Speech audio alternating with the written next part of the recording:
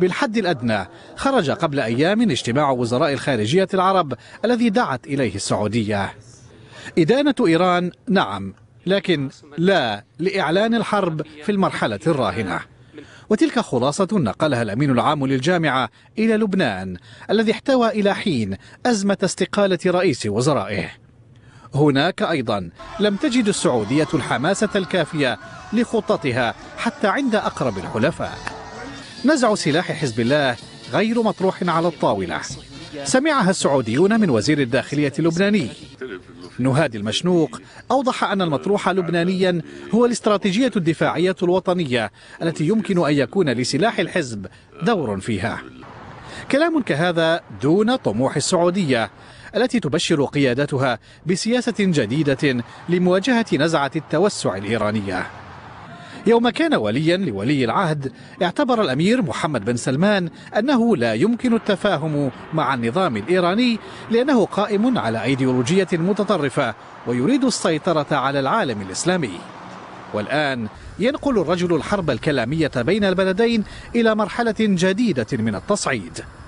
بشكل مباشر هاجم هذا الرمز الديني والسياسي في إيران. المرشد علي خامنئي هو في نظر الأمير محمد بن سلمان هتلر الشرق الأوسط الجديد الذي لا تريد المملكة أن يكرر في المنطقة ما حدث في أوروبا.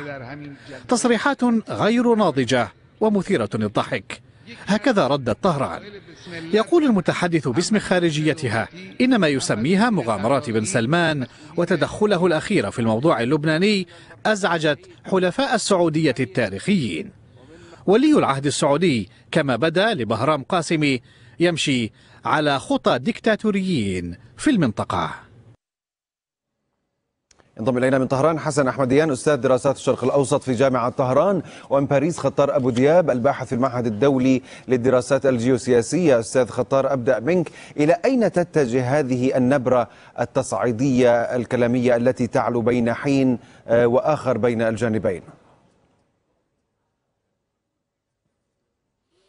تحية لك وللفريق العامل، للمحاور الكريم، ولكل من يشاهدنا. أهلا وسهلا. كما قلتم في التقرير، نحن لسنا فقط أمام حروب محاور أو أمام حرب باردة، نحن أمام حرب وكلاء، وأمام في النهاية نوع من الإعلان، خاصة الآن مع إعادة تركيب المنطقة بعد نهاية ما يسمى تنظيم الدولة.